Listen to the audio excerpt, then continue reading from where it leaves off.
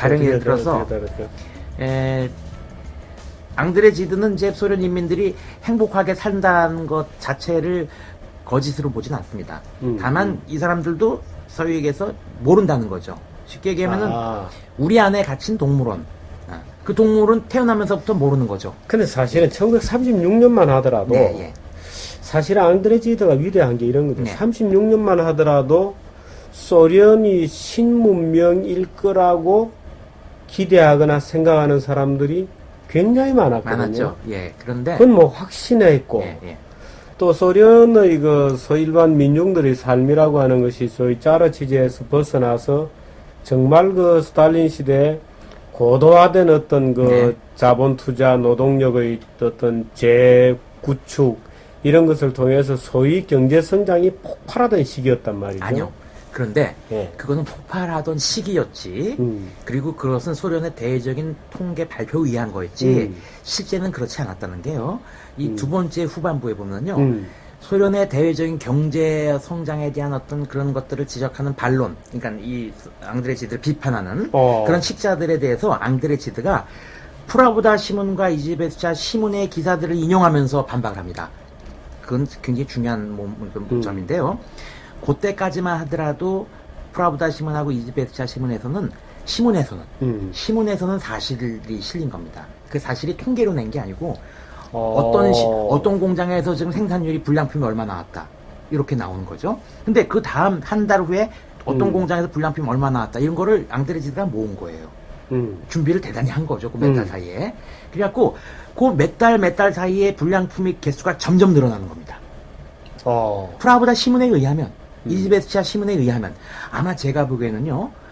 이 앙드레지드의 소련 방문기가 나온 이후에 아마 소련에서 신문에 대해서 특히 신문의 사실 검열을 그게 아마 더 강화된 게 아닌가 저는 그런 생각이 들 정도로 이 뒤에 보시면은요. 브라우다가 있었다는 거죠. 그렇죠. 그때까지만 하더라도. 그런데 브라우다에는 브라우다가 없다는 말이 있죠. 그렇죠. 브라우다니 브라우다 그러죠. 맞습니다. 그 브라우다라는 말은 진실이라는 뜻입니다. 그래서 사실은 저는요. 보십시오.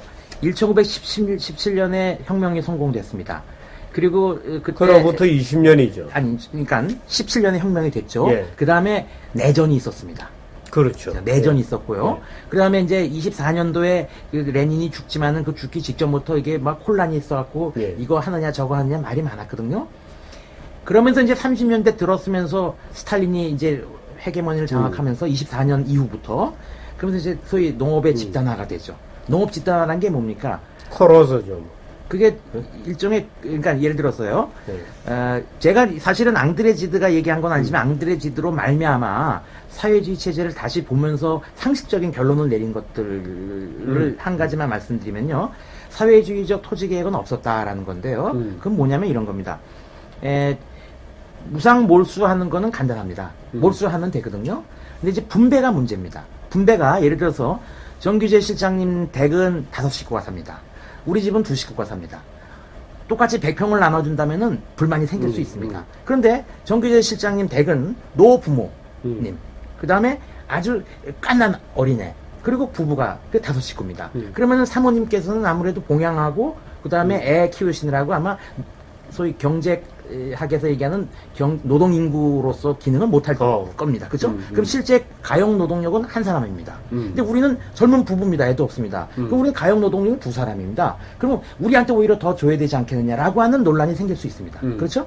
그러니까 식구 수대로 나눠줘야 되느냐, 아니면은 뭐 노동력 그 숫자대로 나눠줘야 되느냐. 또 그것마저도 사실은 그게 그 소유권을 준 게 아니고 소위 경작권을 준 거란 말입니다. 그런데 또 문제가 또 있습니다. 자, 그러면 100평씩이든 무슨 뭐 150평, 200평이든 뭐 차별을 두든 하여간 나눠주더라도 과연 정 실장님네 집은 어디다가 땅을 줄 것이며 경작지를 우리 집은 어디다 줄 것이냐 이거죠. 누구네 집은 집 옆에다 주고 누구네 집은 집에서 한참 가는 데다 주고 또 생산성이 다 다르고 그렇죠. 소위 지목이 다르고 뭐 비옥도가 다르고 자, 나눠줄 수가 없죠 사실은요. 공평하게. 그러다 보니까 여러 가지 불만이 생겨서 그런 와중에 결국은 집단 농장으로 할 수밖에 없었지 않을까라고 하는 이제 추론을 해본 거죠, 사실은요. 제가 경제학을 전공을 안 해서 잘 모르겠지만은 자, 지금 그 추론 이 교수님 추론입니다. 예. 제가 상식적으로 해본 추론인데, 제가 이제 글을 많이 쓰긴 하지만은, 굉장히 경제학 또 전공이 아니기 새로운 때문에 또 제가. 해석이신데 일리가 있으세요. 예. 자, 그런데요. 자, 그런 식으로 해서 생산이 안 되고, 그 생산이 안 된 이유는 여러 가지 얘기하거든요. 그 다음에 집단 농장에 대해서 스탈린이 할 수밖에 없었던 것도 뭐, 사회주의 경제 이론으로 복잡하게 막 네. 논쟁을 하고 그랬다는 겁니다. 자기 사회주의 체제 내에서도. 뭐, 그래서 뭐 이렇게 해서 논쟁이 많은데, 아무튼, 그런 혼란기 속에서 결국에는 36년까지 이른 겁니다. 예. 자, 그러면은, 그리고 또 36년 당시에 프라우다 이즈베스치아 기사를 보면은, 이러면 이때까지는 적어도 소련이 예를 들어서 어떤 통계를 냈는지는 제가 확인 못 해봤지만은 그 소련의 경제 통계가 발전을 거듭한다. 산오프 정신에 따라서 뭐 500%, 600%의 증산이 있었다. 라고 하는 통계를 우리가 믿을 수 있느냐 이거죠. 과연. 자, 그러면 현실은 믿을 수 없다라고 결론 내린다면은 여기 나와 있는 프라우다 기사나 이즈베스치아 기사를 지드가 인용한 거에 따라서요. 그러면 그 다음에는 그럼 어떻게 되느냐 이겁니다. 그 36년 이후에는 뭐가 있었습니까? 2차 대전이 바로 돌입했거든요. 30년대 말. 세계공황이. 그렇죠. 세계공황이 30년대 쭉 진행이 그렇죠. 되었죠. 2차 대전이면 2차 대전 때 가장 큰 피해를 본 나라는 뭐 소련도 그 중에 하나라는 그건 말할 것도 없고요. 엄청난 인구가 죽었습니다. 그때. 네. 제일 희생자가 많은 국가는 소련입니다. 네. 그렇죠? 자, 그래서 45년 이게 이제 해방이, 이게 종전이 됐는데, 종전 이후에 소위 종전 복구에 여념이 없었을 겁니다. 그렇지 않습니까? 전후 복구에. 자, 전후 복구를 몇십 년 만에 할지는 잘 모르겠습니다만은, 자, 58년도인가요? 스푸트니크 샤크이 나온 게? 예. 스푸트닉 올렸단 말입니다. 우주선 쏴. 45년도에 그러니까 승전은 했지만, 내용적으로는 어느 패전국보다 더한 피해를 당한 소련이 45년도부터 58년 한 14년 만에 쐈단 말입니다. 근데 저는 그것도 사실은요 어떻게 보냐면요 당시 미국은 과연 그러면 스푸트닉을 쏠 수 없었느냐 쏠 수 있었다는 거죠 저는요. 그러나 어떤 기업의 CEO도 일단 생산 구조, 이익 구조가 명확하지 않은 사업에 뛰어들 엄두를 못 냈을 것이고 어떤 재벌이 자기 소신에 따라서 나는 그래도 내 전 재산을 동원해서 우주 개발을 하겠다라고 하는 미친 예를 들어서 우리 상식으로는 당시 상식으로는 국가 사업이니까 가능하죠. 그렇죠. 그런데 못한 거죠. 어떤 기업인도 그러면은 민간에서 못한 국가에서 해야 되죠. 그러나 민주주의 체제 국가에서는 못하죠 그거를. 왜 못하느냐? 아니 예를 들어 결시가동도 있는데 무슨 놈의 우주 개발이냐? 우주가 뭐냐? 뭐 이렇게 그런 되는 거죠. 논쟁은 지금도 있죠. 그래서 사실은 미국은 할 수 있어서 불구하고 안 한 거를, 그리고 또 체제적으로 못한 게 맞죠, 사실. 민주주의 체제고 그러다 보니까요. 그러나 소련은 했다는 거죠. 지드가 여기 보면 그런 내용이 나옵니다. 이 사람들은 실제 노동자들의 후생 복리에 신경을 쓰는 게 아니고 자본주의 국가와의 경쟁에만 몰두하다 보니까 실제 노동자들의 생활은 점점점 후퇴하고 있더라. 그런 얘기를 했어요? 예, 나옵니다. 그 구절이. 바로 그겁니다. 그걸 판도하기가 쉽지 않을 텐데. 그러게 말입니다. 그러니까 제가 그만큼 그 앙대지드라는 사람을 존경하게 된 거고, 제가 사실은 이 프로에 나가보라고 이렇게 얘기를 듣는 그 자리에서 그럼 뭘로 하시겠습니까? 그래서 제가 이걸로 하겠다 그랬던. 근데 아까 잠깐 얘기하셨지만 예를 들어서 뭐 이름 얘기 안 하시죠? 뭐 황석영. 네. 예? 네. 뭐 사람이 살고 있었는가? 예, 그렇죠. 뭐 헛짓하고 있는 거죠. 그렇죠. 갔다 와서 정말 뭐 어디 끌고 다니는 대로 보기 좋은 것만 보고 와가지고 그거 좀 살았죠 또 두 번. 그런데 그거에 대해서도요 앙드레지드는 그런 말을 해놓습니다. 뭐냐면은 지금 내가 비판하는 거는 그거를 충분히 알만한 사람, 소련의 현실을, 그 다음에 알만한 위치에 있는 사람들, 거기 갔다 온 사람들, 이런 사람들이 아직까지도 프랑스 노동자들을 기만하는 것은 이거는 정말 분노를 하지 않을 수 없다라고 얘기를 하거든요.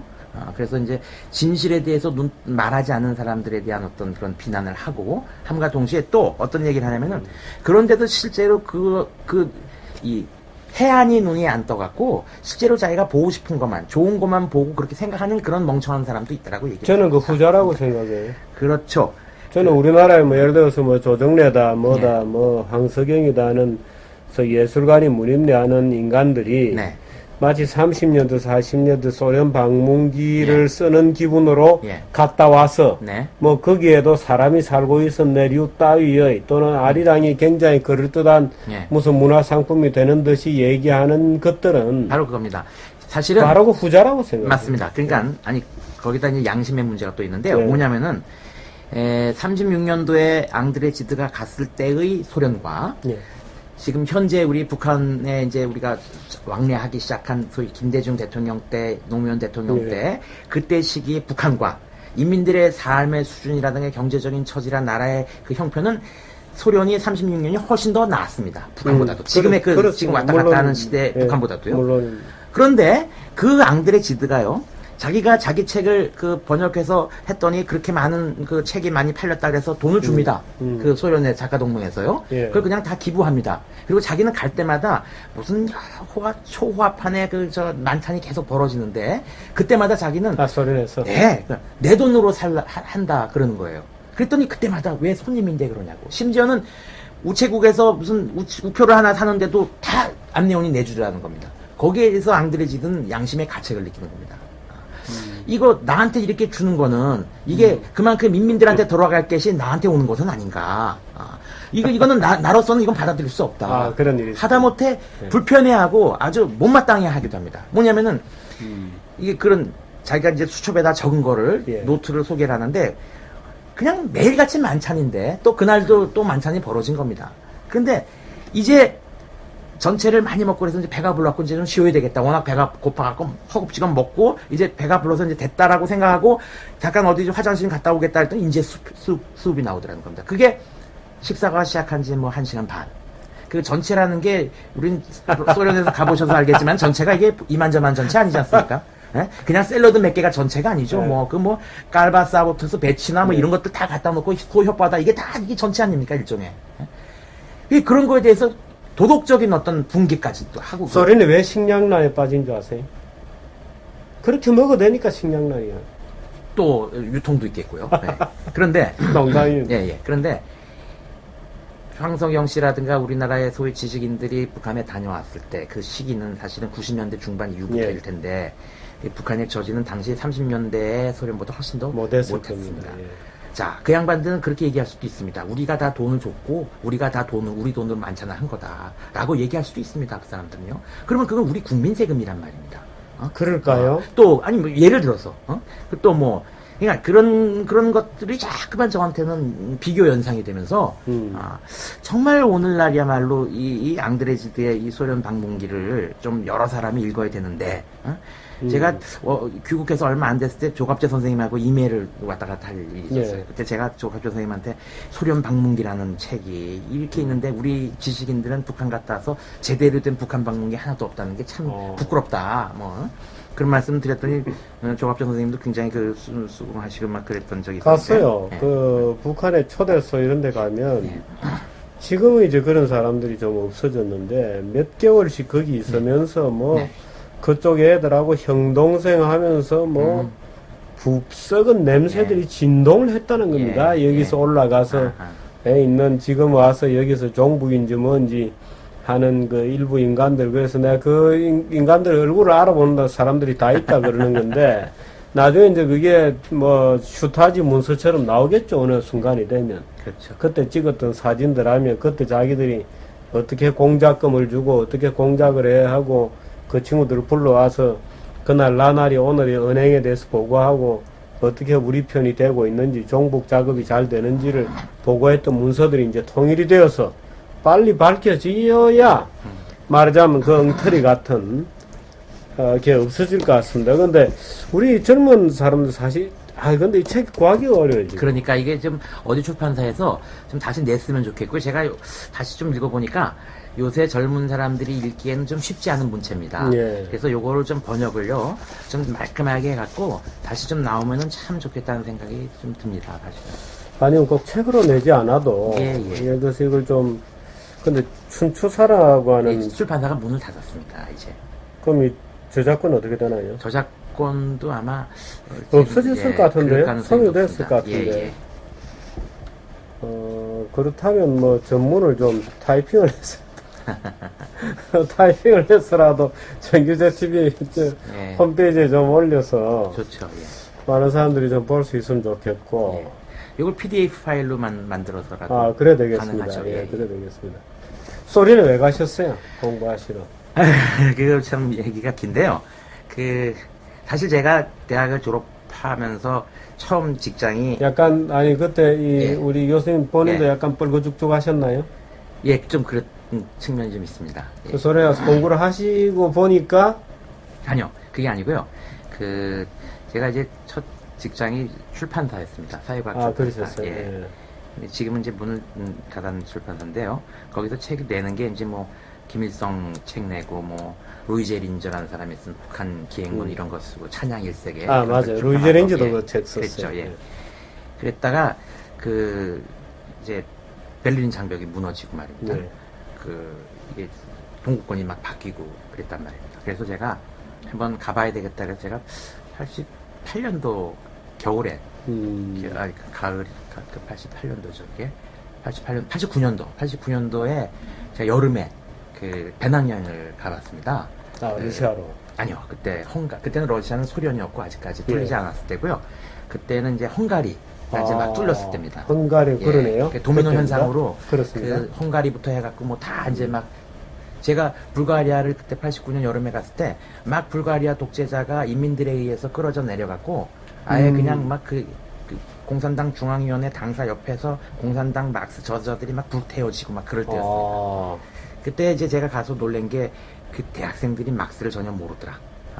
뭐 이게 현실하고 전혀 다르더라. 그런 생각을 하는데 그러고 나니까 제가 죄책감도 들고 후배들한테 얘기했던 거 여러 가지. 뭐 그냥 말을 막 했던 거. 관념적으로. 루이제 린저의 북한 여행기를 뭐 대학교 신문에서 글 써달라 그랬을 때 제가 써준 겁니다. 멋지게 써준 예, 거. 멋지게 썼죠. 지금 생각하면 정말 창피한데요. 다행히 그때는 시대가 그래갖고 가명으로 냈거든요. 그때 가명으로도 실어주고 그랬으니까. 그래서 이제 누가 이거 네가 쓴 거 아니냐 그럼 아니라고 이제 사실은. 근데 그때 당사자들은 다 기억하겠죠. 혹시 기억한다면. 약간 아픔이 있는 겁니다 지금. 여러 개가 있죠. 근데 이제 그러다 보니까 너무 지적인 오만 그다음에 허영 뭐 일종의 또 지적인 뭐 여러 가지로 해서 제가 너무 무책임한 얘기를 많이 했고 무책임한 생각과 행동을 많이 했다. 이건 내가 스스로 좀 풀어야 되겠다. 그래서 그 본거지인 모스크바를 유학 가게 된 거죠. 근데 저희 집에서는 그걸 당연히 반대했습니다. 왜냐면은 유학이라는 게 제주도에서 서울로 가지, 죄송합니다. 제주도 분들한테는. 뭐 예를 들어서 시골에서 서울로 유학을 가지, 서울에서 시골로 가는 유학이 어딨냐, 세상에. 예. 유학이라는 거는 선진국으로 가야지, 어떻게 후진국으로 가느냐. 그래서 제가 지금 소련은 이제 역사적인 큰 실험을 앞두고 있는 나라고, 거기가 본산이었으니까, 거기 가서 직접 제가 좀 보고 배우고 익혀야 되겠습니다라고 해서 제가 유학을 가게 된 겁니다. 그래서 좀 생각이 바뀌셨어요? 그때가 계기가 되었죠. 예. 사실 저는 이 러시아 특파원 가서 특히 이제 산업 현장을 많이 다녔거든요. 예. 제가 이제 경제 전문 기자고 하니까.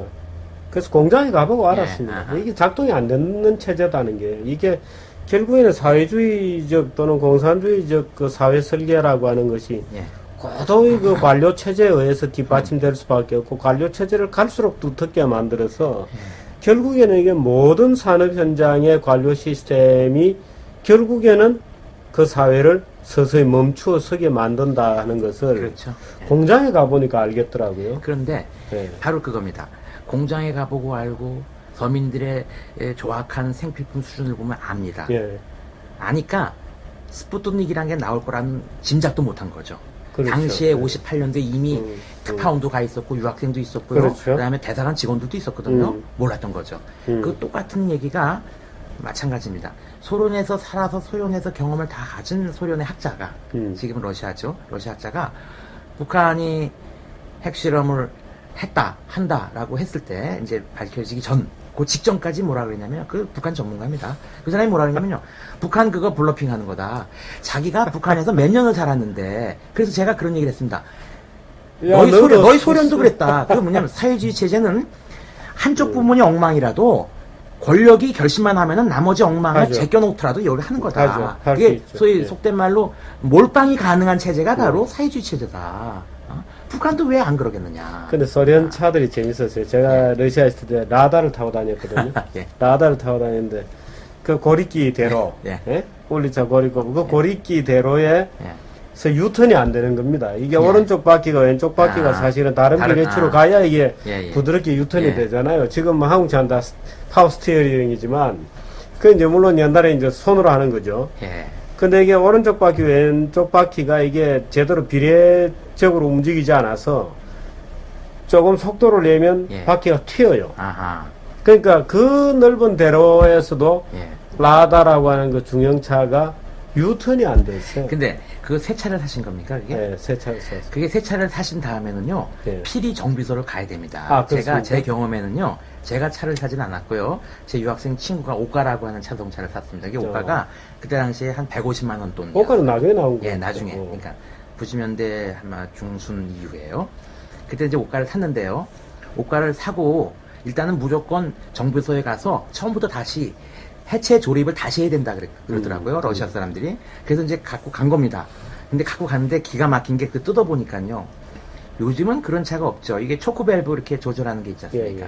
예, 초코밸브를 당기면은 그 4기통이면 4기통의 그 저 공기 혼합 조절하는 그 밸브가 똑같이 올라갔다 똑같이 내려갔다 그래야 되는 거 아닙니까? 이게 당기고 하는 거에 따라 4개가 다 제각기. 근데 그래서 정비소에 있는 그분이 그러는 거예요. 어떻게 이 차를 여기까지 끌고 왔느냐? 끌고 온 게 신기하다 이겁니다. 왜 그럼 어떻게 하냐? 그럼 소련 사람들이 새 차 사면은 그 차 공장에서 다른 사람 친구 차로 해갖고 묶어갖고 여기 기아 중립으로 놓고 그리고 정비소로 가서 처음부터 다 해체 조립을 한다. 근데 저희는 그것까지는 생각 못하고 몰고 갔었거든요. 하여간 재밌는 에피소드. 참 재밌었습니다. 그게 그러니까 그 집단주의 사회라고 하는 것이 어떻게 개성을 말살하고 인간을 없애느냐는 것을 실제로 소련 같은 사회를 가서 보면 잘 느끼게 되어 있습니다. 근데 그걸 이제 우리는 워낙 자유로운 사회에 살다 보니까 오히려 그 가치를 잘 모르고 네. 또 북한 사회에 대해서도 오히려 그게 닫혀 있다 보니까 일부 사기꾼들이 왔다 갔다 하면서 말도 아닌 얘기를 하고 무슨 내재적 접근이 어떻다느니 뭐 이런 기괴한 논리로 뭐 지금 우리 교수님은 또 북한 또 전문가시니까 하고 있습니다. 그래서 오늘 우리 소련 방문기를 같이 좀 읽어봤는데 어떻든 이 책도 우리가 다 한번 같이 읽어볼 수 있는 방법을 한번 만들어 봤으면 좋겠습니다. 근데 사실 저는 앙드레지다 하면 네. 이 조분문, 전교양국, 예, 교양학 또 그랬죠. 뭐죠? 교황청의 지하, 배덕자, 배덕자, 교황청의 지하도. 제가 이거 중학교 2학년 때인가 조분문이라는 필수 고전이고 뭐 젊은 예. 청소년들한테는 요즘도 그렇게 보나요? 요즘 학생들이 워낙 책을 안 보고 일단. 예. 제가 이 중2 때 조분문을 처음 보고 네. 그 다음에 한 2, 3년 동안 고등학교생이 될 때까지 예. 그 조범문에서 제시하는 그런 세계관에 세계관, 연애관, 사랑에 대한 그런 것에 온통 휩싸여서 그렇죠. 살았댔습니다. 실장님 연세 정도 되시는 전후 저희까지 제롬 알리사 이게 다 기억하는 이름들일 굉장했죠. 겁니다. 제롬, 알리사, 이 알리사가 이 분홍빛 예. 십자가를 메고 나오는 날은 말을 붙이면 안 돼요. 그래서 연상 누나에 대한 또 묘한 짝사랑도 유행하고 말입니다. 앙드레지도 본인이 사실은 사촌 누이하고 결혼했죠. 그렇죠. 예, 예. 자기 예. 뭐 개인 얘기나 다를 바가 없는데 오늘 예. 이 소련 방문기 아주 재밌게 같이 봤고 네. 이 책은 어떻든 뭐 이 우리 정규제 TV 애청자들이 볼 수 있는 방법을 한번 찾아보도록 하겠습니다. 예. 아까 제가 브라우다에는 브라우다가 없다 했는데 브라우다라는 말이 그 러시아 속담입니다. 그 브라우다라는 말이 진실, 예. 진리 이런 뜻이거든요. 우프라우다, 예프라우다. 브라우다에는 브라우다. 브라우다가 그 왜 소련 공산당 기관지 신문 이름이잖아요. 그 브라우다 이거나 진실 이런 건데 진실에는 진실이 없다. 뭐 이제 이런 약간 말장난. 지드의 책에 의하니까 보니까 36년도까지는 프라우다가 간헐적으로 브라우다가 있었어요. 그랬던 것 같습니다. 그런데 이제 그 이후로는 이제 그 객관적인 사실마저도 이제 완전히 사라진 것 같다는 그런 생각이 들더라고요. 러시아 여인들은 지금도 이쁜가요? 그걸 뭐 보는 사람마다 그 미추의 개념이 다르니까 그건 뭐 제가 뭐라고 말씀드리겠죠. 자, 오늘 여기까지 하겠습니다. 우리 이지수 교수님 모시고 얼마나 재밌었는지 모르겠어요. 저로서는 또 아주 제가 러시아 특파원을 했기 때문에 정말 추억이 아주 뭐 여러 장면이 얘기하실 때마다 뭐 공장 생각도 나고 제가 가봤던 그 농촌 풍경도 생각이 나고 그랬습니다. 아주 뭐 언젠가는 제가 또 그 얘기를 또 따로 한번 들려드릴 시간이 있었으면 좋겠습니다. 오늘 여기까지 할까요? 네. 고맙습니다. 네. 네.